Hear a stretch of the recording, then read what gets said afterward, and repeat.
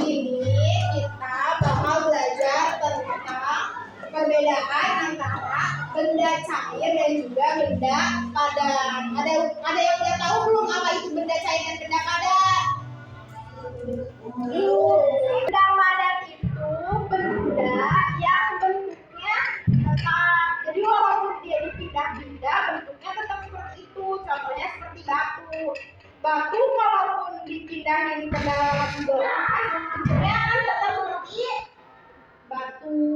Tapi kalau misalkan benda cair itu benda yang mengalir, yang bentuknya seperti air. Jadi kalau misalkan dipindahkan, dia tuh mengikuti bentuk wadahnya. Jadi bentuknya tuh tidak tepat, tidak tetap. Jadi bentuknya itu mengikuti wadahnya. Contohnya, kalau air dipindahin dari botol satu ke botol lainnya, akan mengikuti bentuk apa? Bentuk wadahnya.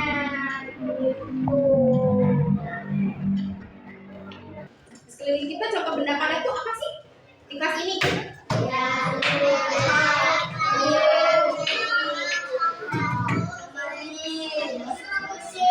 Kalau benda cair?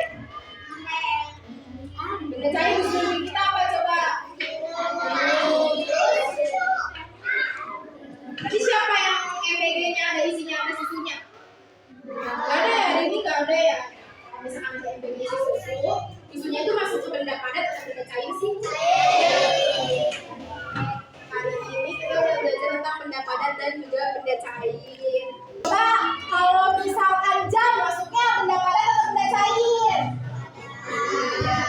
Kalau susu dari MBG masuknya benda padat atau benda cair? Ternyata. Coba kalau ini namanya benda padat atau benda cair?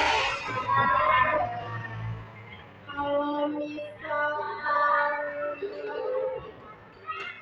ini yang di dalam botol ini benda cair biru ya ternyata.